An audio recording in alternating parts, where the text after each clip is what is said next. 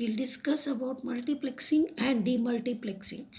Multiplexing, whenever an entity accepts items from more than one source, it is referred to as multiplexing. That is many to one. Whenever an entity deliver items to more than one source, then it is demultiplexing, one to many. Multiplexing is performed at the source by transport layer at source, and demultiplexing is performed at the destination by destination transport layer at destination. So whatever is this figure, you can see multiplexing and demultiplexing. Okay, this figure, multiplexing and see, we can see that three client processes are running at client side P1, P2, P3. P1, P2, P3. Just a minute.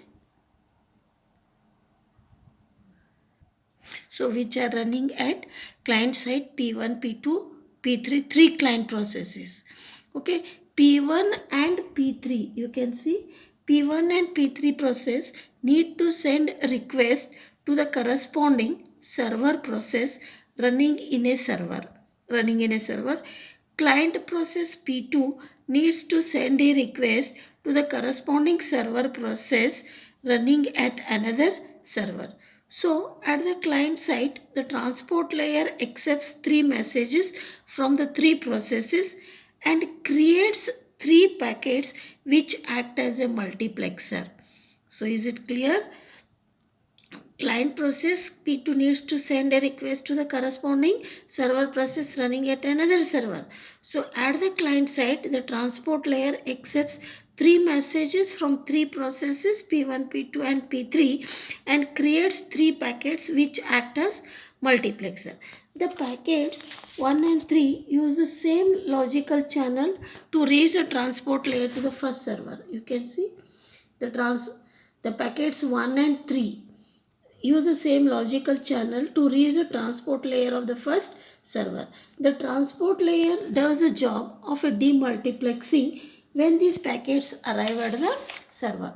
So when they arrive at this server, the transport layer will do the demultiplexing of these packets, okay, and distributes the messages to two different processes. So it will distribute the messages to two different processes P1 and P3. The transport layer at second server. The transport layer at second server receives packet P2 and delivers it to the corresponding process. So is it clear?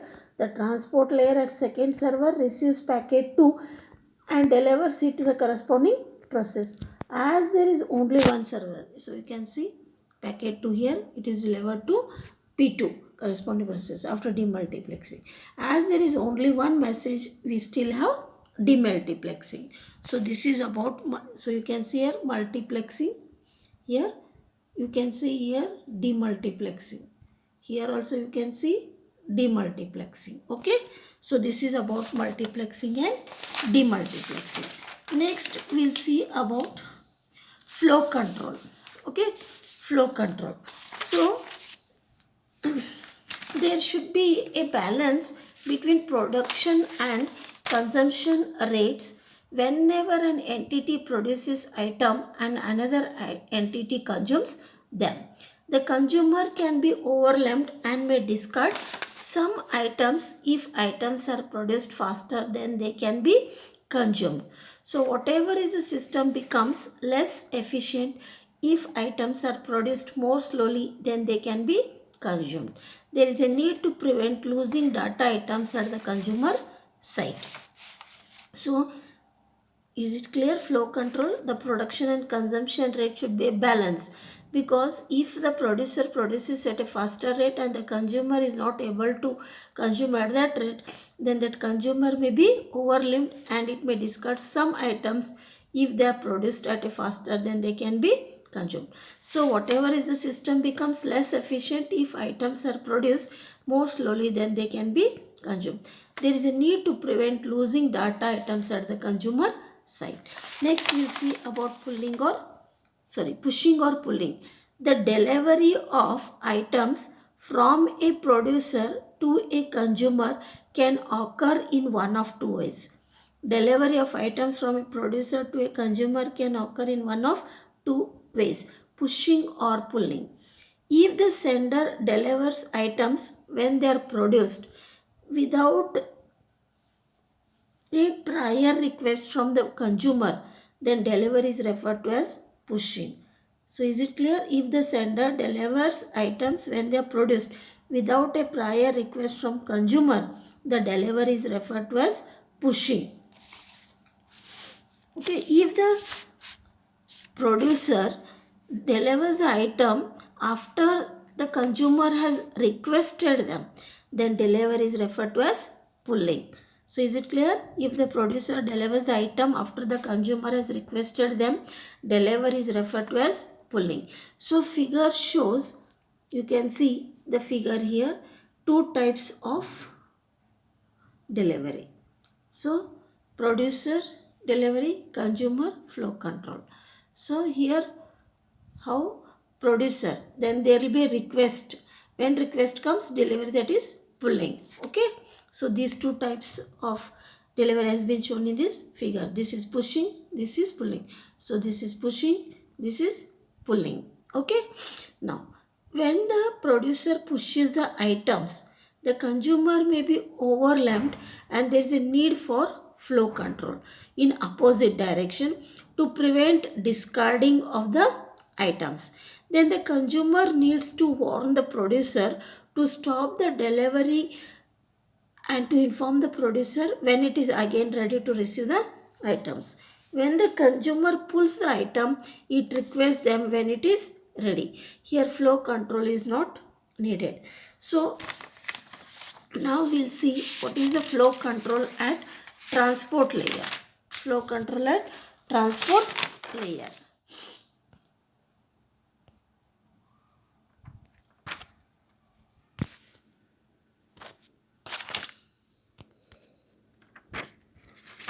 So this diagram is going to illustrate the flow control at transport layer. Okay. We are dealing with four entities in communication at the transport layer. The sending process at the application layer is only a producer. It produces message chunks and pushes them to transport layer. Double role is played by sending transport layer chunks and pushes them to TL. Double role is played by sending TL both a consumer and a producer. When the producer pushes the message, it consumes it, then it encapsulates the messages in packets and pushes them to the receiving transport layer. So is it clear? The sending process at the application layer is only a producer. It produces message chunk and pushes them to transport layer. Double role is played by sending transport layer, both a consumer and a producer. When the producer pushes a message, it consumes it. Then it encapsulates the messages in packets and pushes them to receiving transport layer. Then it sends an acknowledgement.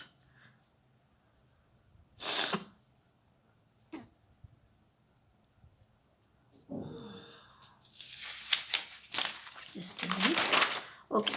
Whereas the receiving transport layer also has a double role. Consumes the packets received from the sender and the producer that decapsulates the packages and delivers them to the application layer. Pulling delivery is however a last delivery. Transport layer waits until the application layer process asks for message.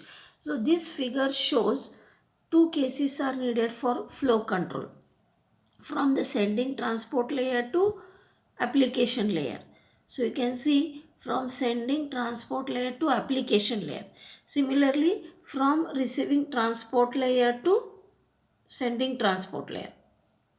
From receiving transport layer to sending transport layer. So this is about the diagram that it is showing two cases are needed for flow control. From sending transport layer to sending application layer, from receiving transport layer to sending transport layer. Okay, so this figure. Next we'll see about buffers. buffers. Okay, whatever is the flow control. The solution to flow control can be implemented in several ways. Several ways. Normal solution is to use two buffers. So one at the sending transport layer and other at the receiving transport layer. Buffer is a set of memory locations that can hold packets at the sender and receiver. The flow control communication can occur by sending signals from consumer to the producer. When the buffer of the sending transport layer is full, it informs the application layer to stop. It informs the application layer to stop. Okay.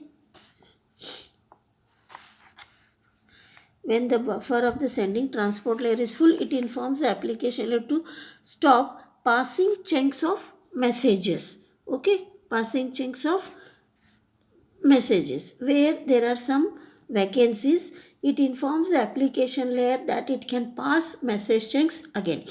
When the buffer of the receiving transport layer is full, it informs the sending transport layer to stop sending packets. When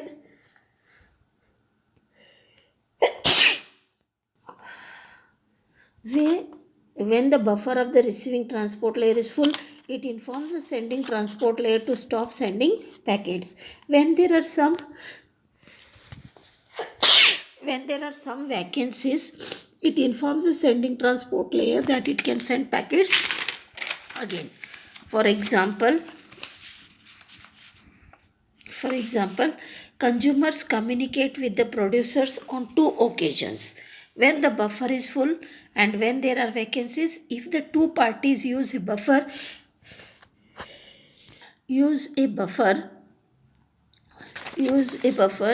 with only one slot, communication can be easier. Assume that each transport layer uses a single memory location to hold a packet.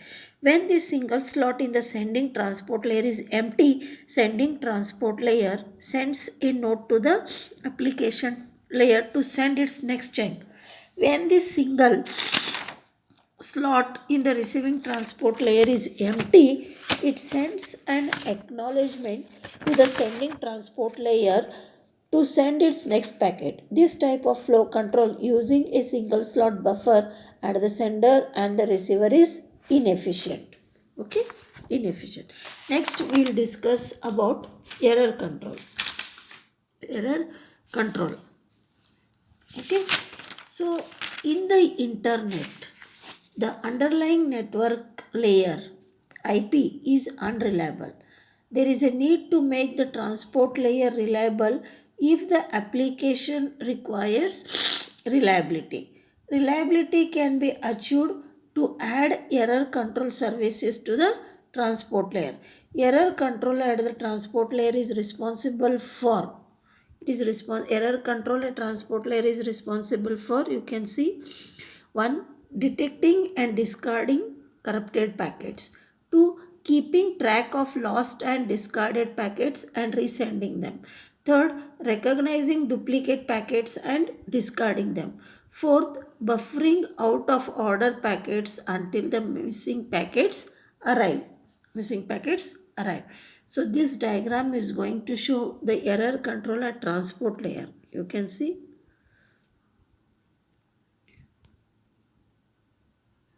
Error control at transport layer. So error control, unlike flow control, involves only the sending and receiving transport layers. So what is assumed is that the message chunks exchanged between the application and transport layers are error free. So this figure, error control at transport layer, shows the error control between the sending and receiving transport layers. So as is the case of flow control, the receiving transport layer manages error control most of the time by informing the sending transport layer about the problems. Receiving transport layer manages error control most of the time by informing the sending transport layer about the problems. Okay. Next, we'll see about sequence number. Error control requires that sending transport layer knows which packet is to be resent and the receiving transport layer knows which packet is a duplicate or which packet has arrived out of order. Can be done if the packets are numbered. A field to the transport layer packet is added to hold the sequence number of the packet. When a packet is corrupted or lost, receiving transport layer can somehow inform the sending transport layer to resend the packet using sequence number. Okay, sequence number. Then the receiving transport layer can also detect duplicate packets if the two received packets have same sequence number. Out of order packets can be recognized by observing gaps in the sequence numbers. So out of if the packets do not have in order, they can be recognized by observing gaps in the sequence number. The packets are numbered sequentially. We need to include the sequence number of each packet in the header. Then we need to set a limit. If the header of the packet allows m bits for the sequence number, then sequence number ranges from 0 to 2 raised to m minus 1. So you got it. If the header of a packet allows m bits for the sequence number ranges from 0 to 2 raised to m minus 1. For example, if m is equal to 4, only sequence numbers are 0 through 15 inclusive. The sequence numbers are modulo 2 raised to m. So I'll show that.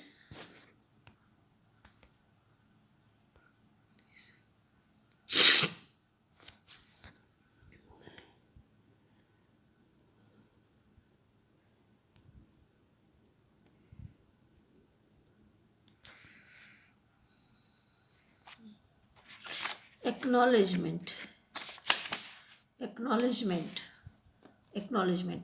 For error control, so I told you, for example, if the header of the packet allows m bits for the sequence number ranges from 0 to 2 raised to m minus 1. For example, if m is 4, the only sequence numbers are 0 through 15 inclusive. However, we can wrap around the sequence. So the sequence numbers in this case are, is it clear? 0, 1, 2, 3, 4, 5, 6, 7, 8, 9, 10, 11, 12. 13, 14, 15. 13, 14, 15. After 15 again 0, 1, 2, 3, 4, 5 continuous. So in other words, the sequence numbers are modulo 2 raised to m. So now we'll see about acknowledgement.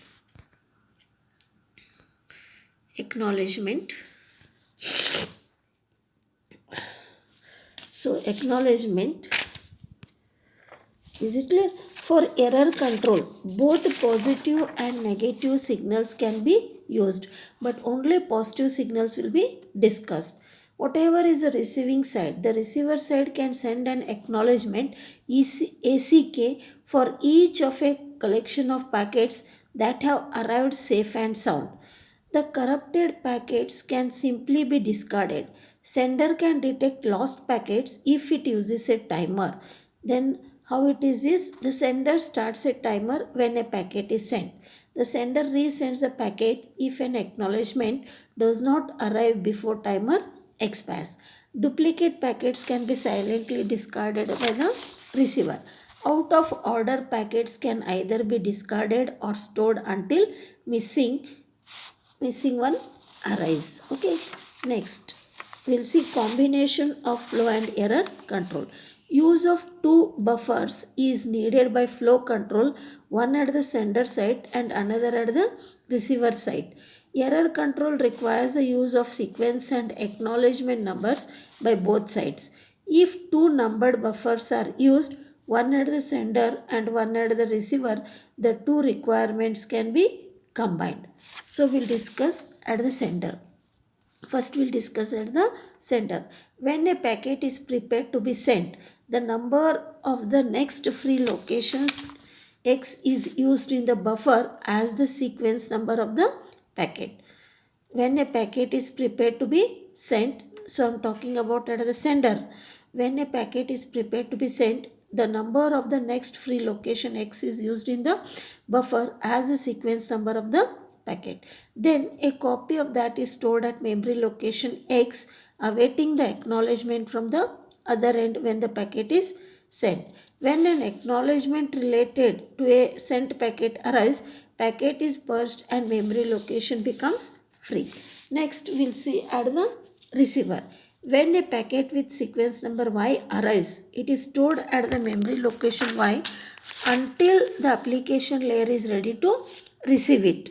Okay, an acknowledgement can be sent to announce arrival of packet Y. So this whatever I have told today, I'll stop here. In next class I will be discussing with new concepts called sliding window. So sliding window. So once I complete the sliding window, then I'll go further. So is it clear? So you read this